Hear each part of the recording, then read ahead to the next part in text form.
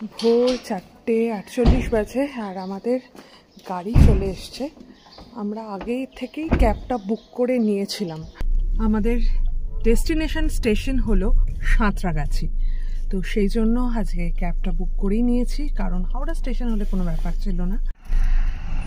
এটা হলো গড়িয়াহাটের ITI মোড়, আর আজকে বাবার জন্মদিন। বাবার সামনে আছে, হ্যাপি বার্থডে বাবা।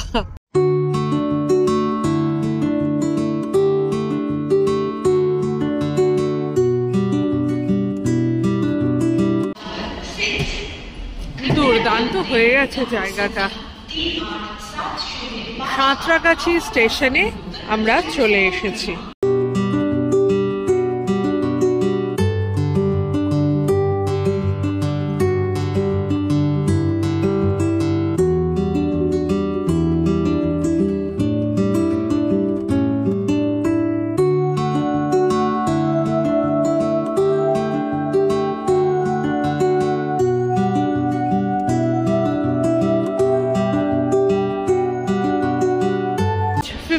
নভেম্বর আর আমরা চলে এসেছি সাঁতরাগাছি স্টেশনে। দুর্দান্ত স্টেশন, আর সবচেয়ে বড় কথা যে এসক্যালেটারটা, এয়ারপোর্টে যেরকম একটা মুভিং ফ্লোর থাকে ওই রকম টাইপেরই এখানকার এসক্যালেটারটা, পুরো র্যাম্পের মতন আর কি। দুর্দান্ত ব্যবস্থা। কত বড় স্টেশন, কত চেঞ্জেস হয়ে গেছে। সিঁড়িরও ব্যবস্থা আছে এখানে অবশ্যই। এই যে লোকাল ট্রেন আছে, সুন্দর ব্যবস্থা। এখানে সিঁড়ি আছে, এখানে এমনি র্যাম্প আছে, আর এখানে আছে হলো মুভিং র্যাম্প। এইটা হলো ভ্রমণকারী সিঁড়ি। আমরা ওপরটায় চলে এসেছি।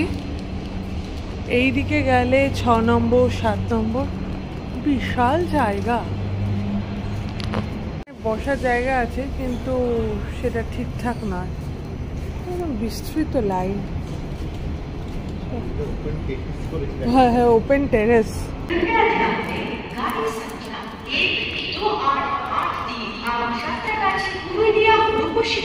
सुपरफास्ट एक्सप्रेस अपने निर्धारित समय सुबह 6:28 पर प्लेटफॉर्म क्रमांक 2 से रवाना।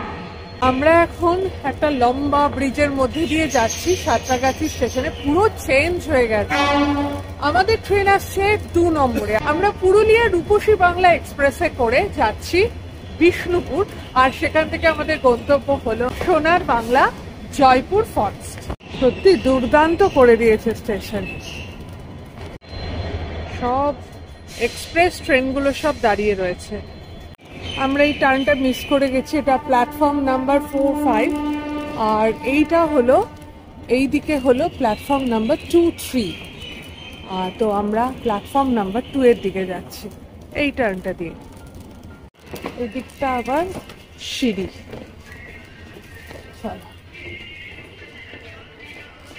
সুন্দর step. Hello everyone, welcome to Bong passionate traveller. পেছনে আমার দাঁড়িয়ে রয়েছে 12883 পুরুলিয়া রূপসী বাংলা এক্সপ্রেস, আর এইটাতে করেই আমরা আজকে যাব। এখান থেকে ট্রেন ছাড়বে 6:28, পুরো 1 ঘন্টা বাকি। তো তার আগেই ট্রেন দিয়ে দিয়েছে, চলো ট্রেনে উঠে পড়ি। এটা হলো D3, আর C1টা সামনের দিকে অমিত গিয়ে দেখলো, আর আমরা এখন ওই দিকেই যাচ্ছি। এগুলোতে না খুব সুন্দর বসার ব্যবস্থা আছে, শুধু এসি নেই। এগুলো সমস্ত D1, D2, D3। আমাদের হলো C1। এটা C1 আর সামনে একটা B1। এই যে আমাদের সিট, এটা অদ্ভুত সিট পড়েছে। 1-2 এ 2 পড়েছে, আর এখানে 3-4, আর এখানকার দুটো, এই দুটো হলো আমাদের 5-6। হ্যাঁ, লাগেজগুলো উঠিয়ে দিই। বেশ প্রশস্ত জায়গা আছে কিন্তু। আর সিট এইদিকে 2 আর এদিকে 3, এরকম ভাবে আছে জিনিসটা। আমাদের সিট বেশ সুন্দর, পা রাখার ব্যবস্থা, আর এই জলের ব্যবস্থা, জল রাখার ব্যবস্থা বেশ সুন্দর। এই একটা সানশিল্ডও আছে এখানটাতে, কোনো অসুবিধা নেই। রোদ লাগলে আমরা এটা বের করে নিতে পারি। একটাই ব্যাপার, কাঁচটা বড্ড ঘোলা। আজকে আমরা ট্রাভেল করছি 192 কিলোমিটার, আর এখান থেকে যাচ্ছি আমরা বিষ্ণুপুরে। 9:30টায় প্রবাবলি ওখানে পৌঁছে যাবে ট্রেনটা, আর এরপরে আমাদেরকে ওখানে রেখে ট্রেন ছুটবে পুরুলিয়ার দিকে। এই ট্রেনটা সাঁতরাগাছি থেকে 6:28-এ ছাড়বে, দেন এটা পৌঁছবে 7:30, 7:45 মতন ওই সময় খড়গপুর। তারপরে হলো মিদনাপুরের পরে আছে হলো শালবনী, দেন চন্দ্রকোনা, দেন গড়বেতা, আর তারপরে স্টেশনটাই হলো বিষ্ণুপুর। আমরা চা নিয়ে নিচ্ছি, এখনো ট্রেন ছাড়েনি, 6:13 বাজে, আর চা নিয়ে নিচ্ছি। বন্দে ভারত গেল।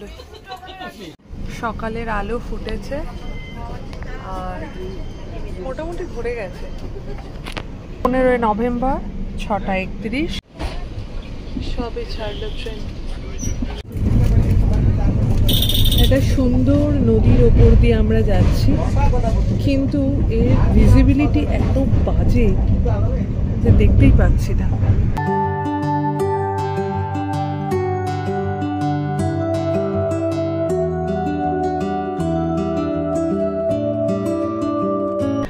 এখানে 7:30টায় আসার কথা, এখন বাজে 7:53। ট্রেন ছেড়ে দিল খড়গপুর স্টেশন থেকে। ট্রেন এখন মেদিনীপুর স্টেশন।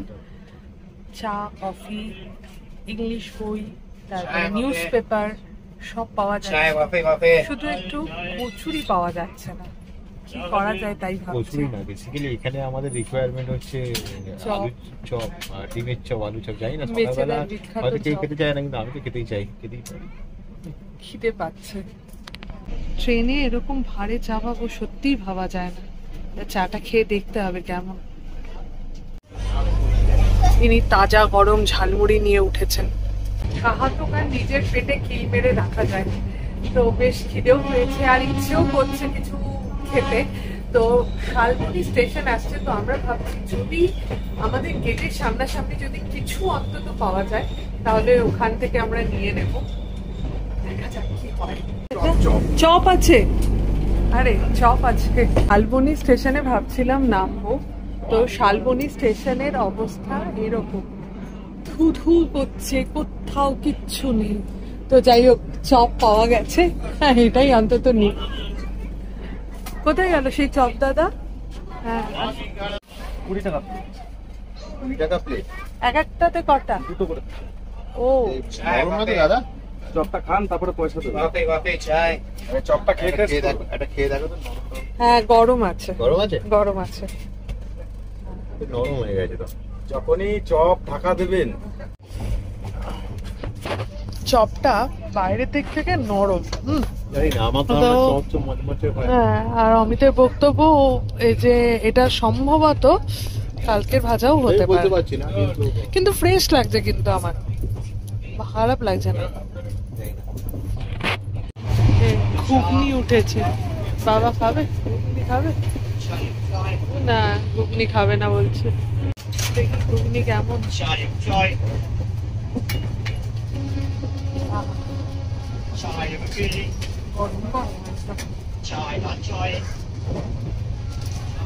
এটাই তো চাই।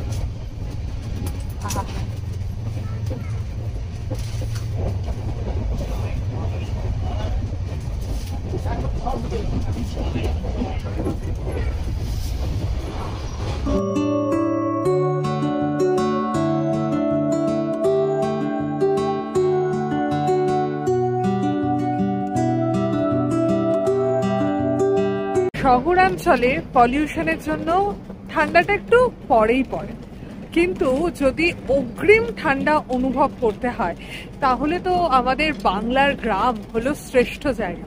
হ্যাঁ, দার্জিলিং, সিকিম এগুলো তো আছেই। আমরা বিষ্ণুপুরের জয়পুর ফরেস্টে এবারে থাকবো, তো আমরাও এক্সপিরিয়েন্স করবো আর তোমাদেরকেও সেই এক্সপিরিয়েন্স গুলো শেয়ার করবো।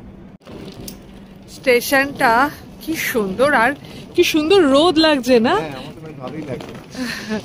চোখ মুখ একটু কুচকে যাচ্ছে ঠিকই, কিন্তু রোদটা ভারী সুন্দর।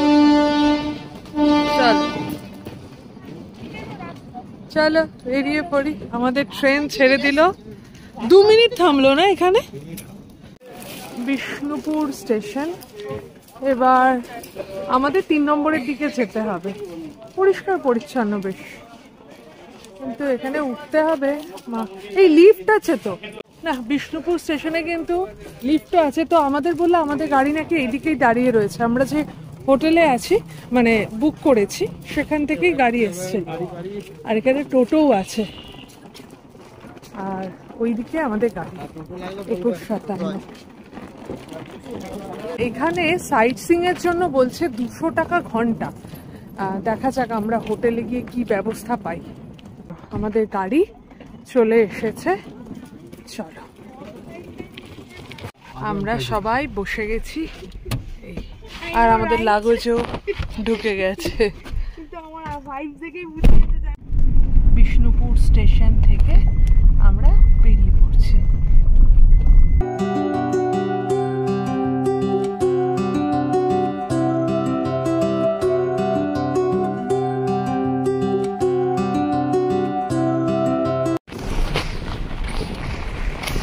আমরা লালবাটির রাস্তায় ঢুকে পড়লাম। আর এবার কিন্তু আর স্মুথ চলবে না গাড়ি, খেপড়ো খেপড়ো।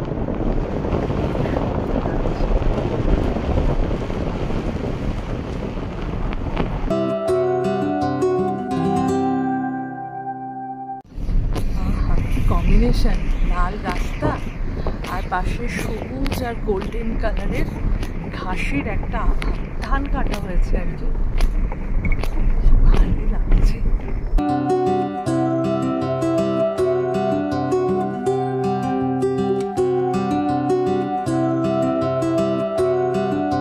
জিনিসপত্র এখান থেকে নেমে গেল। আর এই হলো হোটেল সোনার বাংলা জয়পুর। এটা সম্ভবত রিসেপশন। আমরা চলে এলাম বিষ্ণুপুরের জয়পুর ফরেস্টের সোনার বাংলাতে। সোনার বাংলাতে আমরা একদিনের জন্য রুম বুক করেছি। তার ইনফরমেশন নিয়ে আমরা পরের ভিডিওতে খুব শিগগিরই আসছি। সেজন্য কি করতে হবে, আমাদের ভিডিওটা লাইক কমেন্ট শেয়ার তো অবশ্যই করতে পারেন, তার সঙ্গে সঙ্গে একটু সাবস্ক্রাইব করে বেল আইকনটা ক্লিক করে দিতে পারেন। এটা করলে আমরা খুব সহজেই আপনাদের কাছে পৌঁছে যেতে পারবো। আর লাস্টে যেটা বলে থাকি, ভালো থাকুন, সুস্থ থাকুন, শুধু ফ্যাশনে নয় প্যাশনে থাকুন।